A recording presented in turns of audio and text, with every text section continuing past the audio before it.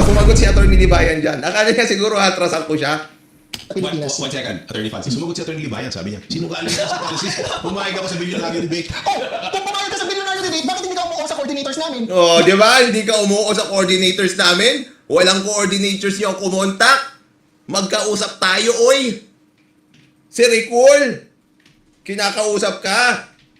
Nakita mo yung chat natin, ang hindi ka pumayag sa coordinators namin. Tignan nyo nga yung coordinators nyo kung nakipag-usap sila doon sa numero na binigay ni Ricul. O kaya kahit doon sa Facebook page ni Ricul. Wala!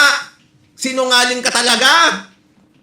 Oh, wala naman message. Kung may message, pakita kayo. Tapos pag ikaw pumayag ka talaga, ha? Nung mini-message ka namin ng update, dapat sinabi mo, nag-message na yung bilyonaryo sa inyo, pakicheck yung message nyo. Ginost mo si Ricul, siya nga. Nahuli sa kasinungalingan, nagsinungaling na naman. I dare you! Ilabas nyo yung message ng Bilyonaryo Channel. Ang sinungaling kapatid ng magnanakaw. Bakit hindi ka umuo sa coordinators namin? Oh. Bakit ka sa bilyonaryo? Sinungaling ka sa Francis. Oh, sinungaling talaga si Francis. And I'll call you sinungaling to your face. Okay na yan, naintindihan naman nila eh. Sabi niya, bakit si Kiko Barsaga dapat ang napili ni Francis? Bakit di siya nakidebate kay Atty. Libayan? Alam nyo kanina kasi mga kabatas natin, di ba sinasabi ko sa inyo may ginagawa akong malaking development para sa batasnatin.com na website, di ba? So ginagawa ko yun kanina. Siyempre, hindi ko naman alam na meron pala yung debate nila at yung debate nila ay kanina. Kaya lang, gusto ko sanang mag-play ng kahit anong background habang nagko-code ako doon sa YouTube. Pag-click ko, may showdown. So, click ko lang. Mamaya narinig ko yung pangalan ko. Very good, Jacob. Pagkatapos dito, mga kamatas natin, ang usapan na lang sa comment section, ako na lang. Pero tignan nyo kung gaano kasinungaling itong si Atty. Jesus Francis. At ipapakita ko sa inyo yung ebidensya. Mga kamatas natin, ha? Tandaan nyo, ang sinungaling, kapatid ng magnanakaw. Dito baka makailang ulit din sinasabi ni Atty. Francis na honest daw siya, hindi daw siya magnanakaw. Eh bakit ka sinungaling? Ipuprove ko sa inyo na sinungaling siya kasi nga mapipilitan na tayong ilabas ngayon yung kanilang conversation ni Ricul. Bakit? Para ma-refute yung kanyang kasinungalingan na linalabas sa social media. Okay? Jacob, good job. You didn't mean it. Yung threat. Hindi pwede kasi she was serious when she said that. No joke, no joke. Sabi niya, no joke, no joke. Oh, Attorney Francis, there's a question here. TNT podcast, bakit si Kiko na Barsaga ang napili ni Francis? Bakit di siya nakidebate kay Attorney Libayan? Pinili mo ba? Ayaw mo kay Libayan? Well, first of all, Atty. Libayan challenged me to a debate. Sabi ko, makipag-coordinate siya sa Billionaire News Channel. Ayaw niya kasi gusto niya sa channel niya. Ano ako? Sinungaling. Hindi ko sinabing gusto ko sa channel ko. Sinasabi ko lagi kahit saan. Mga kabatas natin, kahit yung debate namin ni Fiscal EJ, sinabi ko kahit saan, kahit sa channel niya. Sabi ko nga, wag sa channel ko eh. Kaya nga napunta yon doon sa channel nila, Atty. Claire Castro. Yung debate namin ni Fiscal EJ. I never insisted na sa channel ko mangyari ang mga debate na ginagawa ko. Even the debate with Kristan. Sinabi ko sa kanya, kahit sa channel mo, sabi ko ganyan sa kanya. Tapos, pagkatapos nun, sabi ni Kristan, i-live mo na rin dyan sa channel mo. Kaya nga, nagkaroon pa ng technical problems nung ila-live ko sa channel ko yung debate namin ni Kristan kasi nga, I was not prepared. I was not supposed to broadcast it live dito sa channel na to. Sinungaling tong taong to. Na-call out. Pag tingnan nyo mga kabatas natin, na-call out pa rin dito na maraming beses. Ipapakita ko sa inyo yung ebidensya mamaya. Diyan lang kayo. Tignan nyo.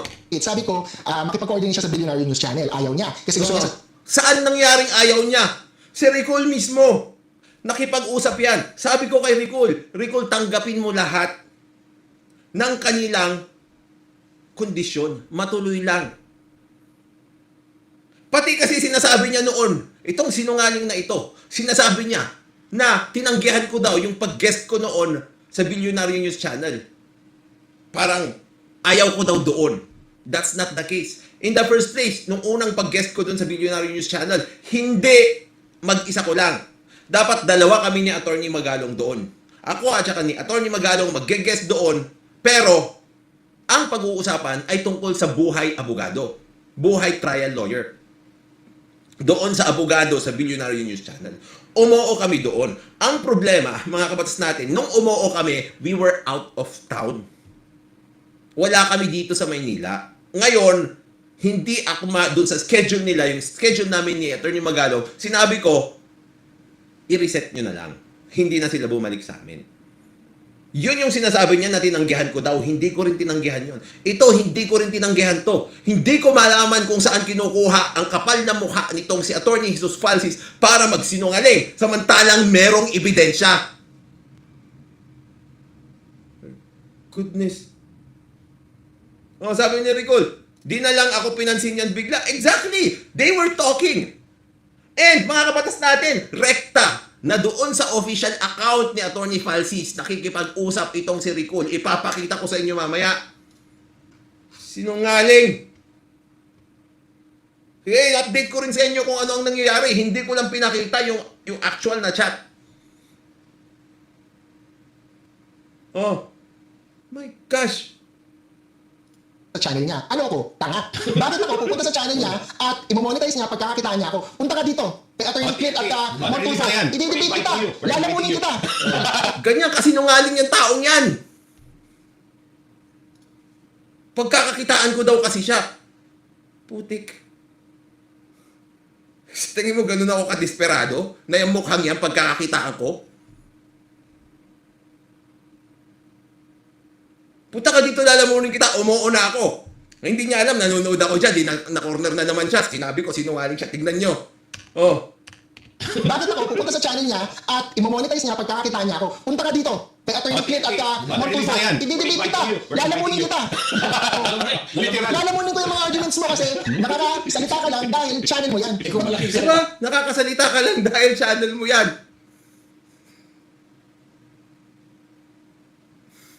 Ilang beses kitang hinamon. Merong maayos na pag-uusap, bigla ka na lang nawala. Sinungaling ka talaga. Well, tignan nyo, naikasa naman daw.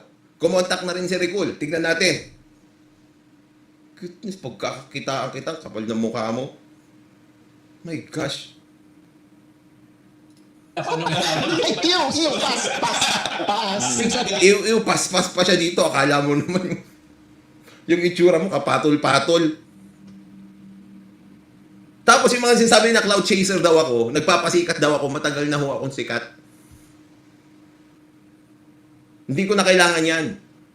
At hindi ko habol ang kasikatan, alam niyo yun. Kasi kung ang habol ko kasikatan, ang ginawa ko sana, sumakay ako ng sumakay, doon sa maraming magsusubscribe sa akin. Nag-kiss ass sana ako ng nag-kiss ass. At hindi sana ako kumontra ng kumontra. You all know I took the hard road. Ikaw pa yung mag-iiw dyan? Tumitingin ka ba sa salamin? Tayo naman, monetize din sila, di ba? No, pero syempre hindi naman siya pupunta sa Billionaire and I understand that. So now I check. Hindi naman siya pupunta sa bilyonaryo and I understand that. Sinungaling ka talaga. Oh my gosh. Challenge you. dito, This is a dito, neutral this is a neutral platform. Pro Sara, anti Sara. Oh. Oo, pro Sara pa, anti-Sara si Tito Mon. Tapos gusto niya na naman pro-Sara, anti-Sara. Hindi naman ako pro-Sara. Issue nga, hindi tao, di ba? Let's talk about issues. Pero walang problema. Walang problema. Tulad nga ng sinabi ko sa'yo. Humarap ka sa akin. Bakla ka. Oh my gosh.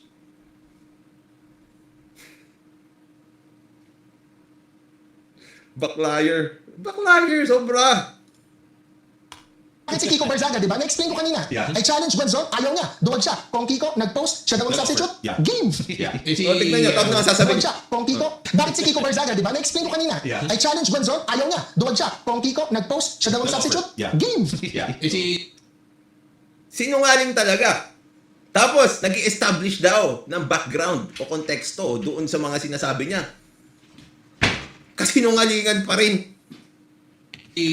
Congressman Kiko naman matapang yan. Hindi to duwag aking congressman eh. Kita mo O, diba? Pinapalabas nila na duwag ako. Pero pag makikita nyo dito sa comment section, na timingan ko to saktong-sakto mga kabatas natin. Ha? Oh. Sinungaling talaga tong Falsis na ito. Pumayag ako sa bilyonaryo, sabi ko. Ako yan, oh. Nakikita nyo yung highlight? Ako yan. Sinungaling ka talaga. Naghamon ng ando siya, lumaban ng Lumaban. Nahirapan siya doon, pero lumaban. Hindi to, hindi to, naghamon hindi to flavor. ng suntukan ng boxing, hindi sumupot. Hindi sumipot. Ay, Tignan nyo, pagkatapos nitong topic na ito ni Jay Cole, ilang minutes ito ha? Ay, hours. Mag 2 hours ito. Dito sa comment section, puro libayan na yung usapan. My goodness. Iba kami ng politika ni Kong Kiko, but I have to say, I really admire strong and brave people. Kahit si Atty. Topacio, you can tell Atty. Topacio, hindi niya ako kinamayan. Okay yun! Because he has the balls not to handshake me. hindi He plastic. has the balls not to handshake me. Kabaliktaran yata yun. You have the balls to do something. If you don't wanna do something or anything for that matter, that's not having the balls. Parang kunwari ito, no? Merong roller coaster. Ayaw mong sumakay sa roller coaster. Sasabihin mo ba, you have the balls not to ride the roller coaster.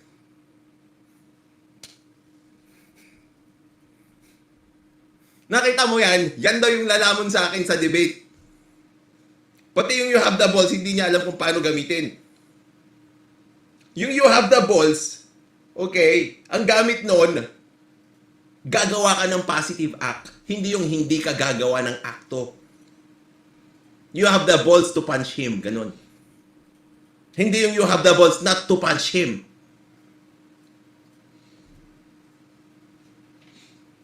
My goodness.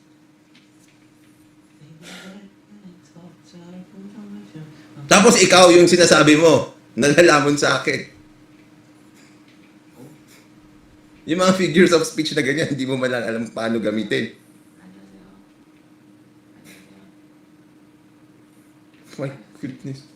You have the balls not to speak to him, ganon? Ganon? You have the balls not to shake his hands? Ganon?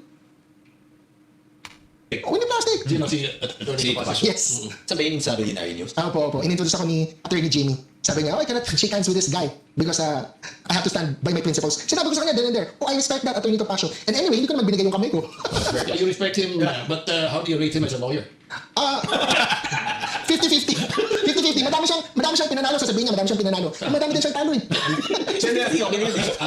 Alam mo, magandang hamon siguro dito, no, kay Attorney Falsis. Ilang kaso kaya nahawakan nito? Ilang kaso ang nahawakan ni Attorney Topacio? For sure, mas maraming nahawakan na kaso si Attorney Topacio sa akin. Mas maraming sensationalized din na cases. Yun na lang siguro ang tignan nila, di ba? Trial lawyer ba itong si Attorney Falsis? Mukhang madadalang eh. Kasi ako, mga kabatas natin, as a trial lawyer, nakita nyo naman, I don't dare question yung mga tao kung ilan ang kaso na hinawakan nila, ilan ang panalo, ilan ang talo. Kapag ako lang ang kine-question, doon lang ako sumasagot. Because I know for a fact that that is not how it works. Yung layman lang, o yung hindi trial lawyer, kahit abogado, ang nagsasabi ng ganyan. Maraming panalo, maraming talo. You know why? Because we all know that not all cases are winnable. Maraming kaso, matatalo ka, at alam mo nang matatalo ka sa umpisa, pero gusto mo lang makuha yung tamang hustisya. Tamang pataw. Tamang desisyon. And that is also the role of the lawyer. It's not about kung talo o panalo. It's about delivering justice whichever side you are on. You are on or you are with. Itong pagsasalita ni Attorney Falsis na ito, pag sinabi sa akin yan, tatanungin ko siya, ikaw, ilan bang naipanalo mo at ilan ba ang naitalo mo at bakit it matters to you? Tulad ng sinabi ko sa inyo, ako naman yung mga talong kaso ko, mga kabatas natin. Ayoko nang sabihin. Baka sabihin nyo mayabang ako. Pero, kitang-kita na lang dito kung paano siya magsalita. Kasi parang ano yan mga kabatas natin eh. Parang sanayan ba? If you really are, parang pro, mga kabatas natin, parang pro ka sa basketball. Pag pro ka sa basketball, hindi mo na pinagyayabang na magaling kang mag-dribble. Kasi matik na magaling ka ng mag-dribble. Hindi mo na rin pinagyayabang na magaling kang mag-shoot. Kasi nga, automatic, magaling ka na mag-shoot. Hindi nyo na rin kadalasan pinag-uusapan yung percentage nyo kung nandudoon kayo sa free throw line at nag-shoot kayo, kung 10 out of 10, kasi most of the time, 10 out of 10 kayo lahat. Parang yung mga mayayaman din, mga kabatas natin. Yung mga mayayaman, wala silang pakialam na sa brand. Bakit? Kasi nga, yung mga brand na yon, napaka-common na lang sa kanila. Parang yung mga mayayaman na nag-aaral sa Ateneo, yung mga mamahaling bag nila, Louis Vuitton, Goyard, tsaka iba-iba pang mamahaling bag, mga Gucci, ganyan, linalagyan lang nila ng mabibigat na libro. Doon ko nakita yon, wow. Talagang lalagyan lang ng mga mabibigat na libro, tapos sinasalubong sila ng bodyguard nila, binubuhat yung mabibigat na libro nila papunta ng sasakyan. Pero syempre sila magbubuhat ng mga libro nila paakyat doon. So gamit yung mga Louis Vuitton tsaka mga Gucci na bag nila. Di ba? Wala silang pakialam kung mabigat o mapipigtas yun. Kita mo, yung mga mamahaling bag nila, gamit na gamit. Hindi na nila pinagyayabang yun. Hindi katulad ng mga peke na mayayaman, makikita mo yung mga bag nila, lagi nilang dala-dala, hindi naman nila ginagamit, di ba? Pinampoporma lang, walang laman sa loob kasi baka ma-deform. Sila, yung mga bag nila, deformed na deformed. Kitang-kita mo talaga na gamit na gamit. Wala silang pakialam. Why? Because it's very common for them.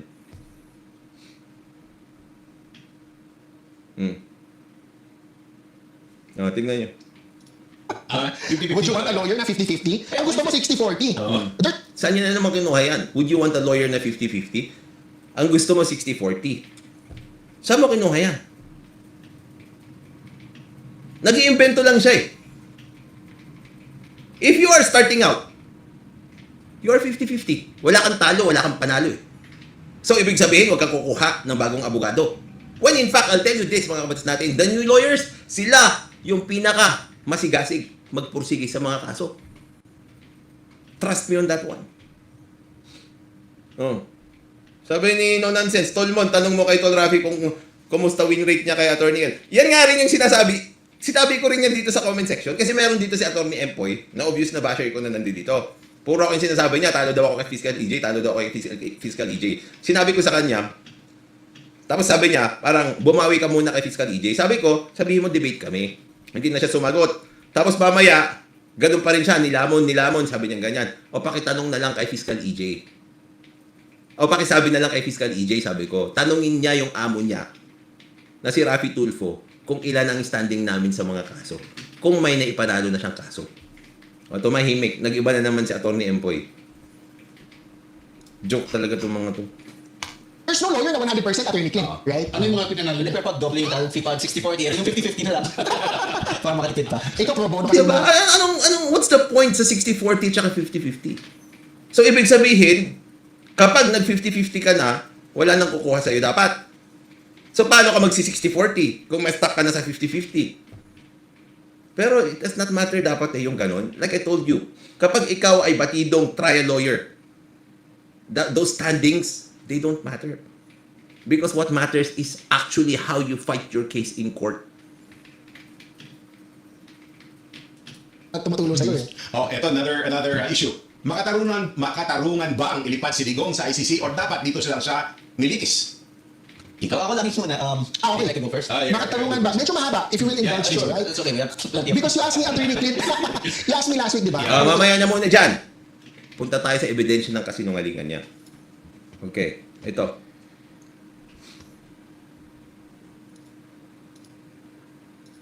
Tignan niyo mga kabatas natin ha.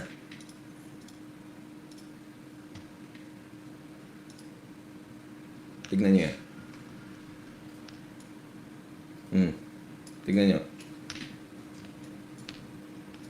Sabi niya, good evening Sir Francis. Si Recul to ha. I'm a moderator of Attorney Libayan's Batas Natin channel. I'd like to remind you that Attorney Libayan challenged you to a debate long before you challenged him. He proposes a debate on constitutional issues where your legal views differ, especially the Duterte ICC transition and the Supreme Court's decision regarding the VP Sara Duterte impeachment. We believe such a discussion will be greatly beneficial for public education and legal discourse. Regards, Recul.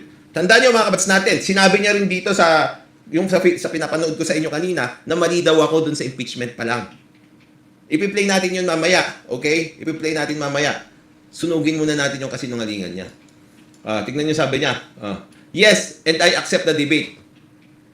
Yes, and I accept if a debate has a host or moderator kahit hindi BNC ang host. Pass to a YT debate only, hehe. I know how that goes. And no way will I agree na off-limits yung accusation niya sa akin na bayad ako ni Risa. Let's talk about that. I think he has a recent new video where he says off-limits. Wala akong sinabing off-limits yun. Hindi ko nga maintindihan kung paano yung comprehension nito eh. Okay, I will forward this Attorney Falsi, sabi niya. Ito, yung recent video. Tapos, sabi niya ganyan.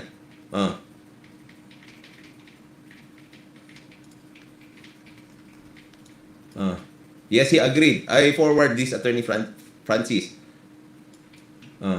Give me a number. Your number or his number, I'll pass it to our BNC coordinators. Attorney Libayan has requested that you notify your followers that your upcoming debate will officially go ahead. Thank you. Nagbigay siya kasi ng date dito. Mga kabats natin. January 1, 8, 15, 22 sa Abogado. 2, 19, 12, 12. Yan. Basta mamaya makikita nyo rin yan yung buo. Good morning, Attorney Francis, and Happy New Year. Attorney Libayan has agreed to the January 22, 2026 Thursday schedule for Abogado. Based on the available dates you provided, kindly confirm if you are okay to this schedule. Good morning, good afternoon, Attorney Francis. Nagbigay siya ng number. Hello, sir. Good PM. Any update? Any update? Tanong ng tanong si Rico dyan.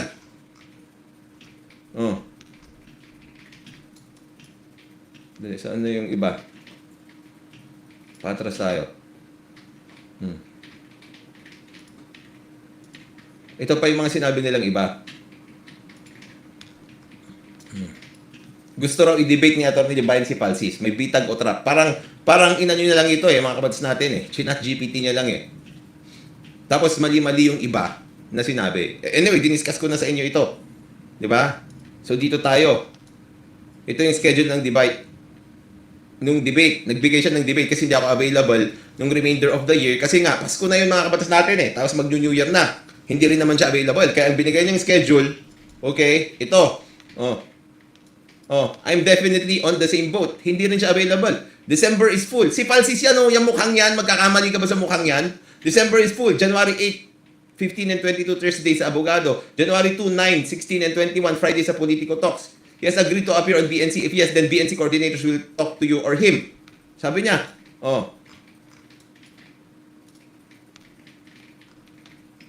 Tapos, ito na yung nangyari.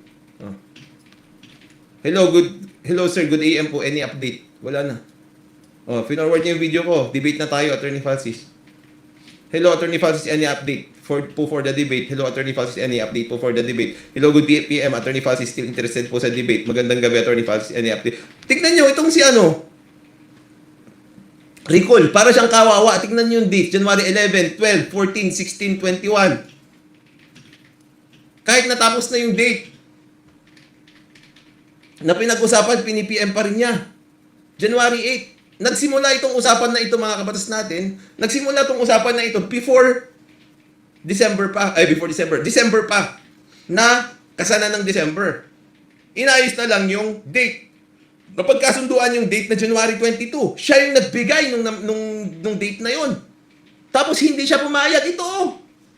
Tingnan nyo yung account niya. Jesus Falsis yan, official account niya yan.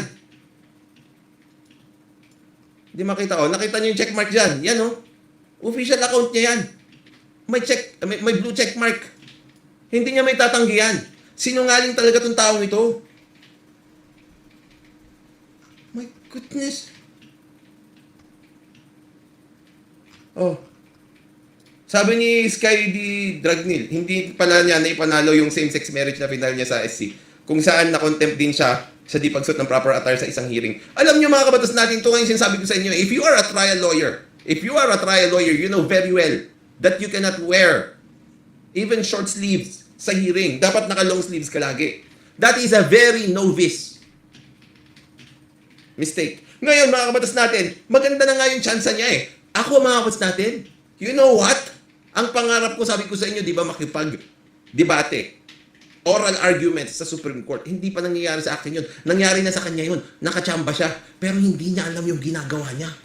Sagot ko transform mo. ito. Mag-debaters namin. Sabihin nyo lagi yung debate. Attorney Francis, sumagot si Attorney Libayan, sabi niya. Sumagot si Atty. Libayan. Tignan nyo. It means hindi siya pwedeng ma-process Tignan nyo, sumagot si Atty. Libayan dyan. Akala niya siguro atrasan ko siya. sa Pilipinas. One second, Attorney Francis, sumagot si Attorney Libayan, sabi niya. Sinungaling ka si Francis. Pumayag ako sabihin nyo lagi yung debate. Kung pumayag ka sa billionaire debate, bakit hindi ka umuo sa coordinators namin? Oh, di ba? Hindi ka umuo sa coordinators namin. Walang coordinators yung kumontak. Magkausap tayo, oy. Si Ricul, kinakausap ka. Nakita mo yung chat natin, anong hindi ka pumayag sa coordinators namin. Tignan nyo nga yung coordinators nyo kung nakipag-usap sila doon sa numero na binigay ni Ricul. O kaya kahit doon sa Facebook page ni Ricul. Wala. Sinungaling ka talaga. Oh, wala naman message. Kung may message, pakita kayo. Tapos pag ikaw pumayag ka talaga, ha? Nung mini-message ka namin ng update, dapat sinabi mo, nag-message na yung bilyonaryo sa inyo, pakicheck yung message nyo. Ginost mo si Ricul, nga. Nahuli sa kasinungalingan, nagsinungaling na naman. I dare you, ilabas nyo yung message ng Bilyonaryo Channel. Ang sinungaling kapatid ng magnanakaw. Bakit hindi ka umuo sa coordinators namin? Oh. Bakit sa billionaire? Sinungaling ka si Francis. Oh, sinungaling talaga si Francis. And I'll call you sinungaling to your face. Oh, goodness. Ticket sa Pilipinas. One second, Attorney Francis, sumagot si Attorney Libayan, sabi niya. Sinungaling ka si Francis. Pumayag ako sabihin nyo lagi yung debate. Kung pumayag ka sa billionaire debate, bakit hindi ka umuo sa coordinators namin? Oh, di ba? Coordinators na naman. Yan din yung sinasabi mo na tumanggi ako sa bilyonaryo kasi ayaw ko sa bilyonaryo.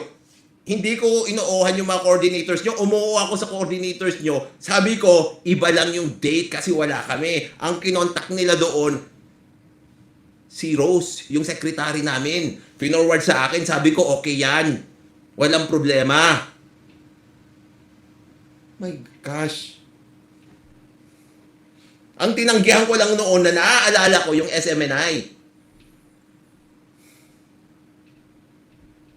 Hindi ko tinanggihan yung bilyonaryo. Oh, ganun siya. Akala mo naman walang ebidensya. Hindi ba tayo nagkakaharap niyan ha? Sunog ka na.